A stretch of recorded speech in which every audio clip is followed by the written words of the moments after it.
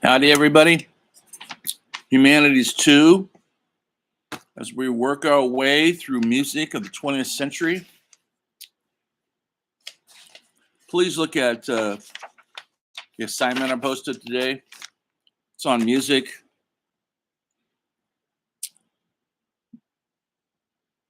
Three to 5 page critical essay and why a certain artist matters. And I put a list on there from different elements, different artists from different eras. You choose.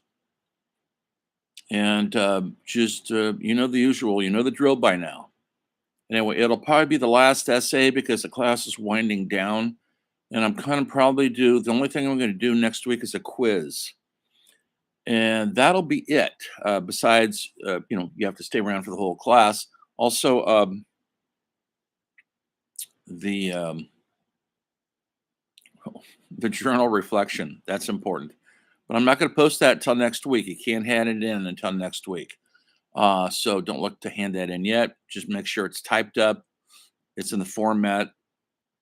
I showed some example and announcements. You should know what it looks like. What I'm expecting. Just a brief description of what went on that week. My lectures, what you read in the book,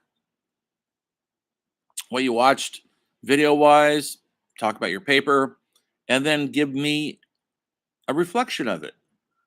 That means your input. You're not just telling me what happened. How'd you feel about it? This helps me, it lets me know that you're paying attention. I actually had some resonance with you, and it helps me to look at to see where my failing is. How do I make people respond uh, more fully, more truthfully? So it's not a reflection on you as a reflection on me. How we did in the class. I know it's a short class, and we crammed a lot in there, and we still got a little ways to go. I'm going to finish with music today, and then I'm going to go right into movies. We'll probably end the class on films. Do you like films? Um, I hope so. Uh, Cinema, yeah. But that's not for another. Then wait till the next time. Today I'm going to try to finish off music by going into the 20th century rock and roll music, which essentially was getting started in the 40s, but they called it swing or jump jazz or whatever. But it had a backbeat like rock and roll. But this is before they had electric instruments. They weren't invented yet. People like Leo Fender was inventing the Fender guitar. People like Les Paul, yes, Gibson Les Paul, folks, was perfecting the electric guitar. And once that happened, and you can amplify instruments like never before, and get the drums really loud, rock and roll began in earnest. So in the early 50s, not much was happening, but it was starting to percolate. We got the blues musicians coming in there. We've got bebop jazz. We got the Cold War going on, atomic fear of Soviet Union. All that was percolating. Very conservative times in America. Um, Eisenhower's in the White House. Movies were rather lost their audience because TV was taking their audience away. TV was free in those days, folks, and people go, "Oh, I could stay home. No need to go to a movie." So Hollywood was struggling how to get their audience back. A lot of really great films were made in those times. Film noir. We'll talk about this when I get into films. Lots of great art was happening. Paintings, Jackson Pollock, film de Kooning, Pablo Picasso was rocking. Andy Warhol was coming into the scene. Um, and amidst all this, there was a youth market that wasn't being represented by their parents' music, their parents' art, their parents' movies. And so rock and roll was like ringing a bell, like Chuck Berry says. It was a revolution. And it goes back to Chuck Berry, Little Richard, Fats Domino, and Elvis Presley. Elvis put it over the top. A lot of people think he was stealing. He was. He's he stole from black music. He was stealing from black blues, black um, gospels. He was even dressing in black fashion. He couldn't those jazzy clothes he wore in the 50s. You could not buy at your local um, what was Sears Roebuck. You had to go into the black neighborhoods, and he did in Memphis, um, which was rich in black culture, and he was dressing kind of like an African American. Further confused people because he was obviously white, and he had that incredible voice, and he gave voice to a form of music that was just starting to percolate. He took elements of hillbilly music, country and western, black gospel, blues, rhythm and blues, and he put his own stamp on it. And so he's kind of given the credit for not starting rock and roll, but putting it on the map in a huge way. Yes, the culture was still in Jim Crow era. That means blacks had to use separate bathrooms in the South, in the North, and out here in the West. That wasn't true for the most part. Racism was still very much a thing. You could actually lynch somebody legally um, for the only crime being they spoke to a white woman or they looked at a white woman. They could be lynched for that, folks. So that was the times this music was percolating, and so it was really vital. And with that backbeat, the drum and the bass going, electric guitar comes in. It was swinging, and it got people dancing. And the lyrics were making people think. They weren't necessarily singing about radical politics, but they're singing about what young people are thinking about, mostly having a good time, driving fast cars. Yes, folks, having sex was huge. This is before birth control, before anything, so it was really, really risky. People still mostly got married in those days to have sex. Things were changing in rock and roll, and a lot of religious groups were against it because they felt the savage beast was going to make everybody having sex in the back seat of their cars. Yes, they were, folks. Um, and they wanted to have it all stop. They boycotted it, but it was too big. And Elvis got so big so fast. It was a phenomenon. Did he have talent? Absolutely. Nobody has a voice like Elvis. Do you have the looks? Absolutely. Very few people ever looked as good as Elvis. Maybe Jim Morrison from the Doors and a few others along the way. But he had the looks, the voice, the moves, the music. And so the revolution really starts with him. As the public across the board, poor people, middle class people, wealthy people embraced Elvis. He was considered, the face of this new music, and he looked pretty safe. He wasn't as dangerous looking as Little Richard or Chuck Berry. They still were presenting an aspect of our culture that was very racist. And they were scared of the sexualized black man. Um, we still are. Look at hip hop music; it's still full of the sexualized black man who sexualizes black women. Yeah, so I guess what goes around comes around. Anyway, so the 50s were busting. Besides Elvis, there was Johnny Cash, there was Carl Perkins, the Everly Brothers. Uh,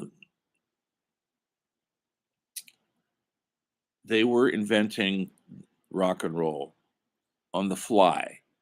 Little Dion and the Belmonts were inventing doo-wop, singing on the doorsteps. Doo-wop was an a cappella music, no instruments, just voices that really had its origins in the inner cities of Philadelphia and New York, in the Bronx, Brooklyn, Queens.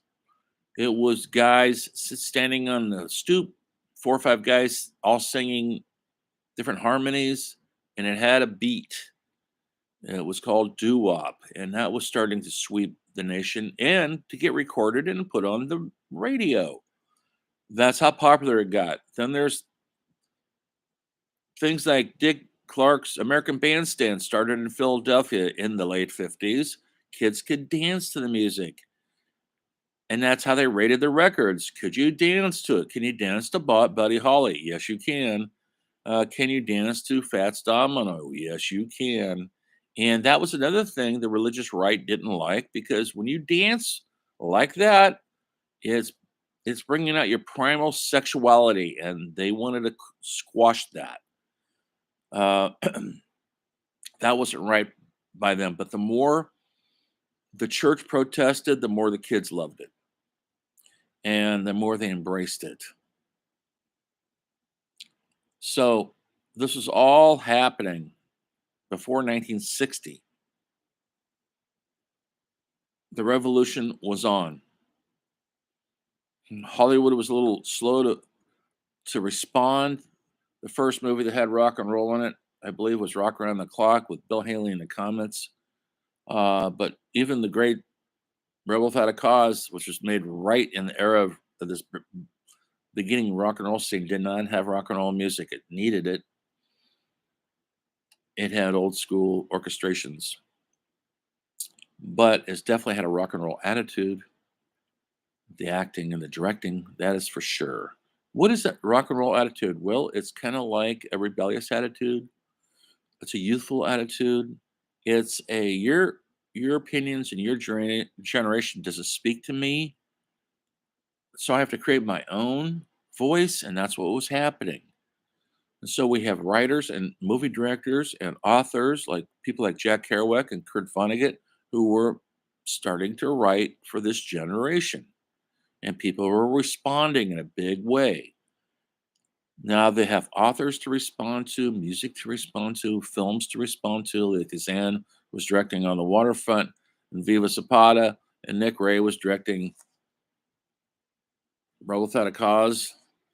And film noir was happening, which we'll talk about that later, which was a dark film that was really popular in the 50s, because American life had kind of let down this new generation. The generation before that, they call it the greatest generation, the one that fought in World War II. This isn't them. These people are too young. So they came home, but their children didn't have anything to call their own. And so the children in the 50s were usually born in the 40s. They aren't baby boomers. And that's my generation. Not born yet, but they're definitely born late 30s and 40s. And where's their music? Where's their identity in music and art, literature, films? Where is it? So these artists supplied that identity.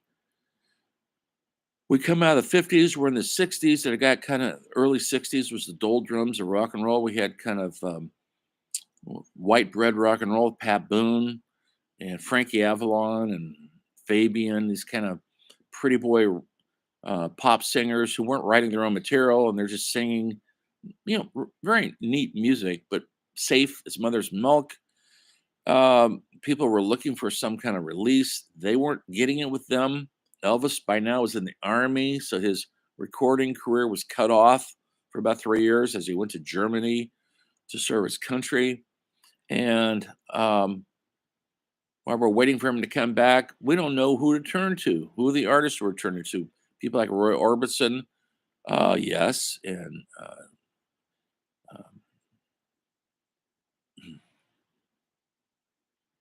and others. But things started changing when our president, John F. Kennedy, was elected in 1960. New generation, the youngest person ever elected president. I think he was 48 years old. He looked young, he looked hip, he looked cool. He had a young, hip-looking wife, young kids.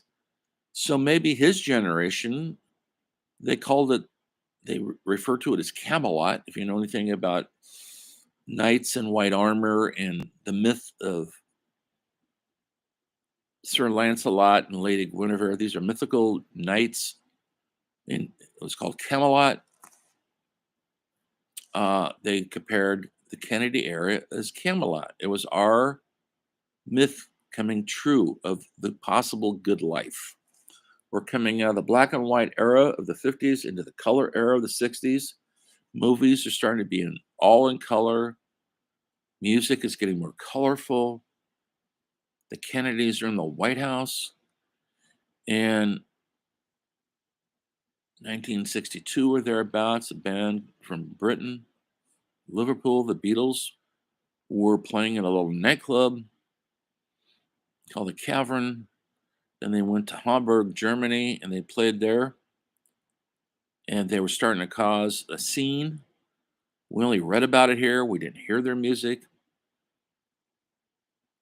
1963, they get a single, Please Please Me, and the world has never been the same. You might not like the Beatles. You might think they're overrated. Sorry, they aren't. They started all of it. Yes, Elvis was there, but Elvis never wrote his own material like the Beatles did. For the most part, Elvis sang other people's songs. Everly Brothers did write some of their own songs. So did Del Shannon, other people, but not like the Beatles. We'd never heard anything like it.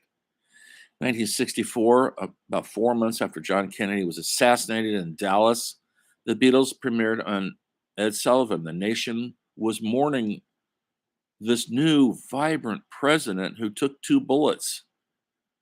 He was snuffed out in the height of what could have been a great presidency, although it was mired in controversy. He is accredited for essentially getting us involved in Vietnam. That's a fact. We didn't know where that was going to go, but he was killed before we found out. Here come the Beatles. They looked a lot of fun. They had long hair. Yes, that was considered long hair in those days, folks. But they wore suits and ties, so they were clean cut, and yet they had this longish hair. Uh, and they rocked the hell out of Ed Sullivan, 19 January 1964, and an entire nation used to watch Ed Sullivan. It was a variety show that was on Sunday nights for about 30 years. Before that, it was on radio. Before that, he was a columnist, Ed Sullivan. And that show was that popular. It just wasn't music. They'd have other singers, they'd have jugglers and dancers and mime acts and animal acts. It was like a three-winning circus. And then they'd always have, uh, they had Elvis Presley on there early on. And, but because Elvis moved in a way that the TV censors didn't approve, meaning he moved in kind of a sexualized way. They had strict orders to only shoot Elvis from the waist up. Do not show anything below his waist because he's doing some weird moves down there and it scared the public. No such thing happened to the Beatles. The Beatles didn't hardly move when they sang. They seemed well behaved. They played guitars, catchy numbers. You could dance to it. The girls screamed their lungs out.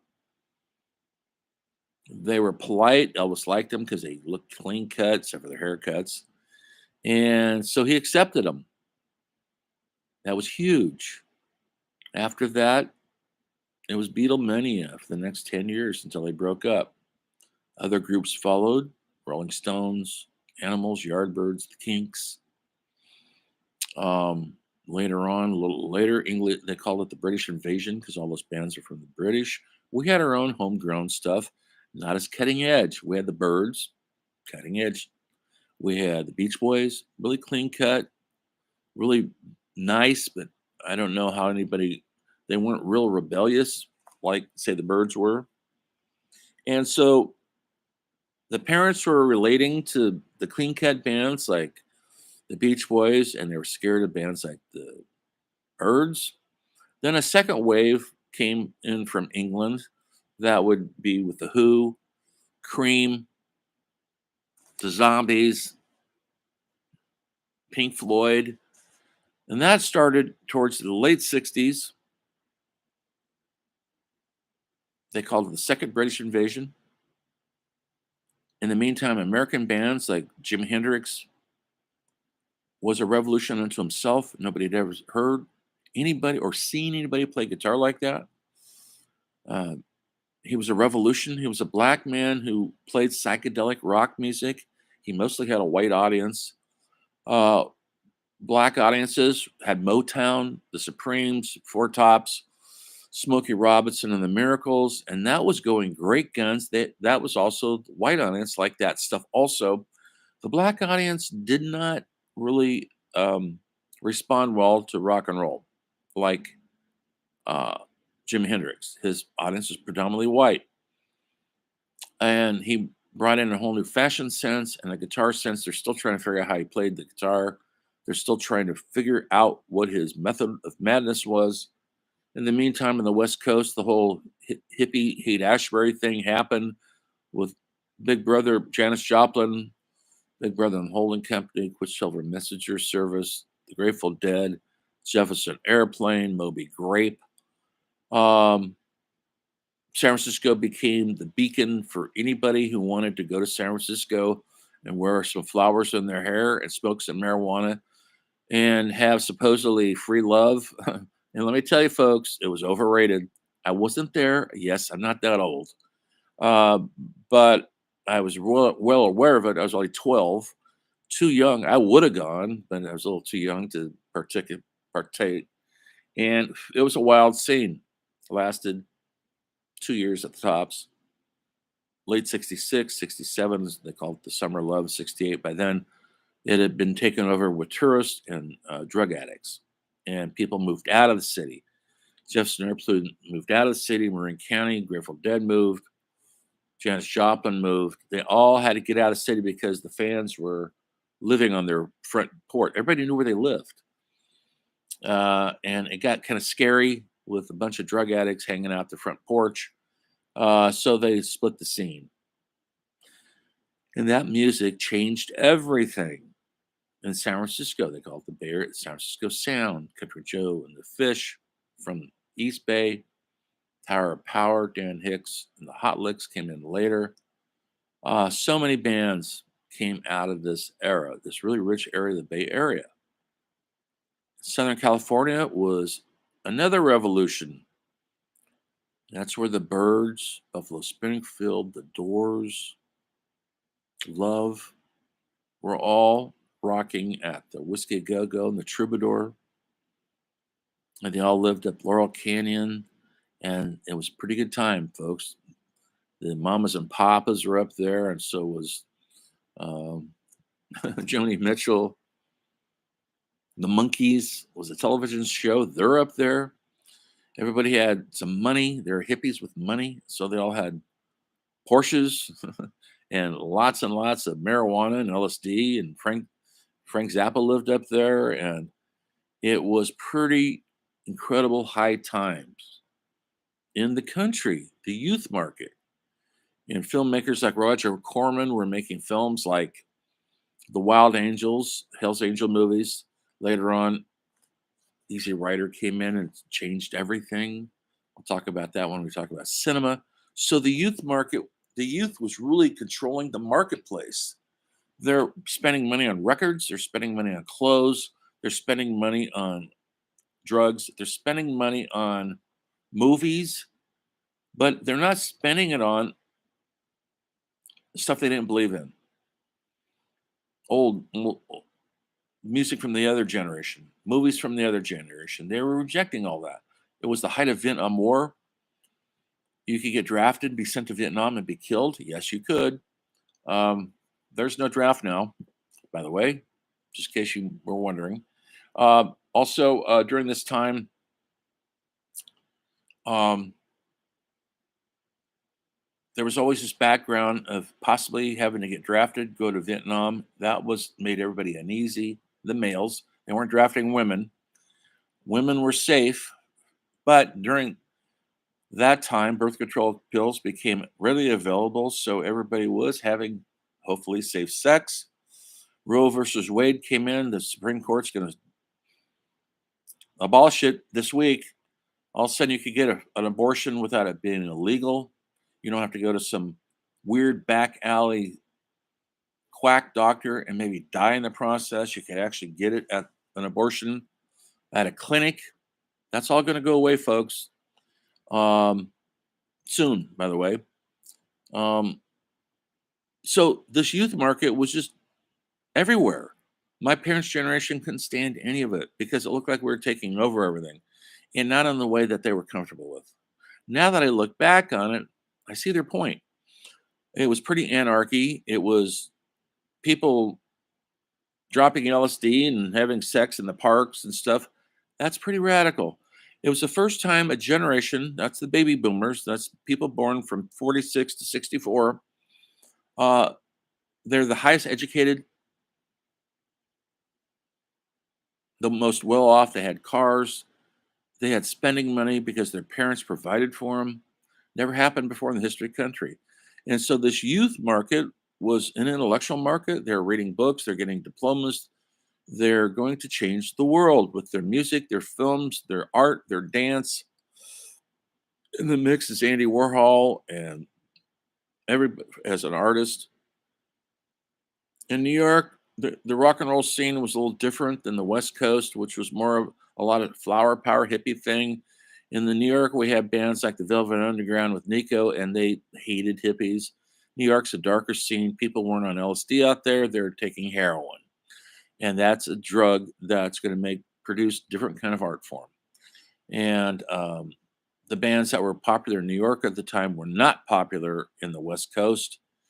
But there are other bands popping up in Detroit. There was a whole scene there. The MC5, the Motor City Five, are essentially started punk rock in a way with the Stooges. Iggy Stooge, who calls himself Iggy Pop now, he's still alive, just turned 75, by the way. Uh, all started in Detroit. Also, Motown was in Detroit. The Supremes, the Four Tops, Smokey Robinson were all recording in Detroit. It was the rock and roll city of the Midwest. Also, they're producing all the cars in America was made in Detroit. That's not the way it is now, folks. Cars are made all over Europe, mostly in Mexico and China, everywhere else. And Detroit hit the skids a couple years ago because there's no factories. It's starting to make a comeback right now, slowly but surely. But at one time, it was the hub of the Midwest when it came to music and the revolution of rock and roll. Really, it was. Yes, there's always pockets in different cities like Chicago. Later on, um, in the late 70s, there was this horrible thing called disco began. And disco was, I hate to say it, folks, the Bee Gees and Donna Summers and so many others. And I thought I was lost. I had no desire to go to a discotheque or hang out with those people. They seemed silly to me. Where were we going to go? Well, you know what came along to kind of knock disco off its high horse? The punk rock era, my era. Yes, I love the 60s. Those are my bands. But I was old enough now in the punk rock era to actually play in bands and try to front my own band. And I thought I could get in on it. You didn't have to be a great musician, three chords, slamming the drums. And so bands like obviously the Sex Pistols in England and the Clash in England, and in America it was the Ramones, Patti Smith, Talking Heads, Television, all starting in a little club in New York City called CBGB.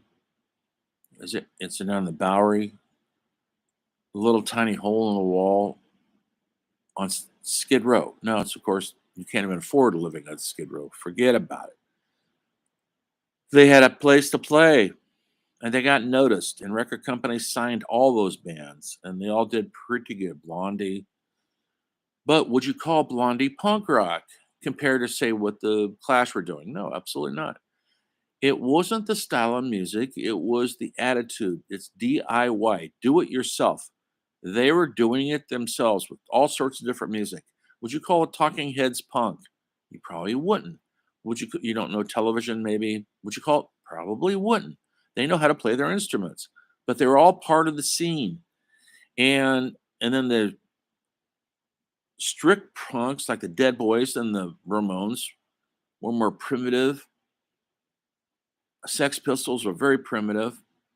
But there was some bright spots and musical spots were coming out of the punk scene. People were learning how to play their instruments. It just wasn't simply three chords shouting a lyric about how bad the government is or anarchy in the UK. And so the lyrics were all about rebellion. They were rebelling against the status quo at the time, which was disco.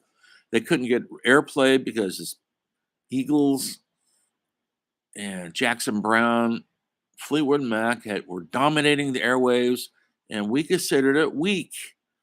It was like easy listening music. Now I do appreciate it, I do, but then I was too angry for it. Peaceful and easy feeling by the Eagles. No, we didn't want that. We wanted anarchy in the UK by the Sex Pistols. And so there was that divide in the nation. We all weren't listening to the same music. And the late 70s, by then, the old hippies from San Francisco were fading out. They weren't relevant anymore. Yes, there's a punk scene in San Francisco with the Avengers and the Dead Kennedys.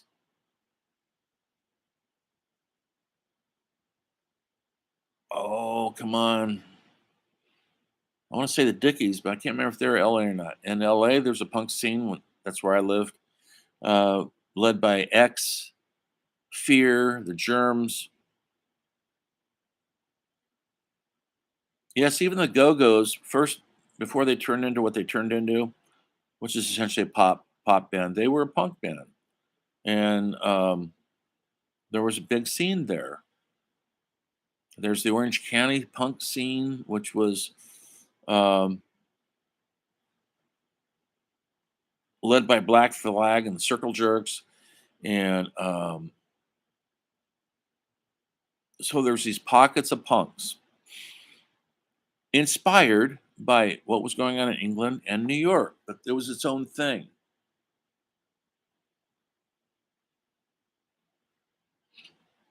There was a place to go, a place to fit in. Then it got kind of violent. The mosh pit became dangerous. You could get your nose broken in there. And the Orange County skinheads who were like spouting Nazi nonsense started dominating the audiences. And so you just stopped going to the clubs because there was no fun anymore. It was became a violent scene. Cops were closing down venues. Um, some of my favorite bands, like the Gun Club, couldn't get a gig because the cops were shut it down. Too much violence. Scene kind of petered out, and then it became popular with bands like The Replacements, Husker Du. REM was probably the biggest band of the post-punk era, and they were supported by what they call college radio, which was was radio stations at colleges. They weren't mainstream radio. Weren't going to play The Replacements. They did later, eventually. But in the meantime, uh, a ton of bands were getting played on college radio. That's what kept them going, like Concrete Blonde and so many others. I can't list them all. Doesn't matter. I don't want to overwhelm you guys with too much. Um, 80s became the commercial stuff, Motley Crue, Poison, Cinderella, all that what they call big hair bands. They all wore spandex. But out of that came Van Halen. And you know what their story was. They became huge. It's heavy metal. It's not my cup of tea. I do appreciate good musicianship, though. Um, but I didn't like the performances. I didn't like all the big hair and the spandex and the. It's very sexualized against women, by the way. It wasn't. thoughtful or punk. Motley Crue has never had a thought in its friggin' head. You might love them, but they are primates. They are bros to the last ounce, and they abused women. They abused blacks. They abused anybody who wasn't a white bro or someone willing to give them drugs or have sex with them without any question. So the scene got ugly. And then in the late 80s, a little tiny scene in Seattle started coming up. Bands like Mother Love Bone, Mudhoney, Soundgarden, Pearl Jam, and the grandfather pappy of them all, Nirvana. That they took the best of punk, they married it to the best of heavy rock. I'm not saying metal, because their influences were AC/DC and Black Sabbath, which is I high I put up way above heavy metal, and they combined the two. And they love the Beatles, and so there's heavy guitar riffs, heavy beats, and beautiful melody. And Kurt Cobain could sing, so could Chris Connolly, and so could Eddie Vedder. And you know what happened there? After 3 years, that scene fell apart with drug addictions. Seattle was a dark drug scene, lots of heroin. The guy from Alice in Chains was a junkie. The guy from Screaming Trees, Mark, the lead singer, was a junkie. He just died recently. And the lead singer from Alice in Chains died of overdose. Other people are dying of overdoses like crazy up there. And Kurt Cobain was a junkie and blew his head off with a shotgun. It's a dark, dark scene. But their music, I believe, was the last of the brilliant rock and roll music.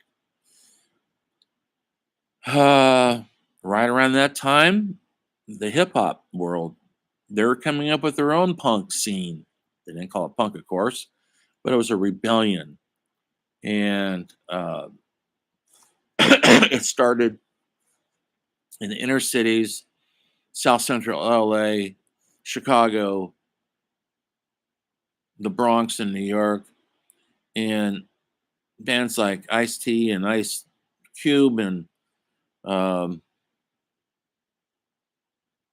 and so many more. This is before Snoop Dogg, folks.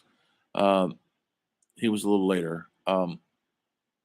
Were popping out, and a band called the Wu Tang Clan came out, and they had a real message, and that is the black man is getting shafted in this country. And so all of a sudden, they had an audience. They're rapping. That's what they used to call it, folks. Something meaningful, and it swept really the world. And perhaps it still is. Maybe you know better than I. Are you listening to current hip hop? Um, it's still very popular. How many deaths have happened? Drive-by shootings, drug addiction deaths. It's a tough gangsta life out there, folks. Lots of people have died. Artists. Tupac was assassinated. Uh, Biggie Smalls is serving life in prison.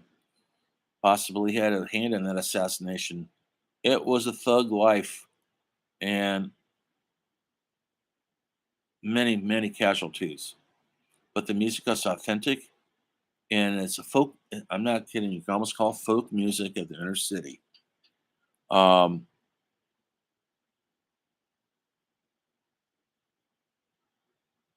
where are we now? I'm not so happy where we are. If Billie Eilish is your thing, okay, she's 19.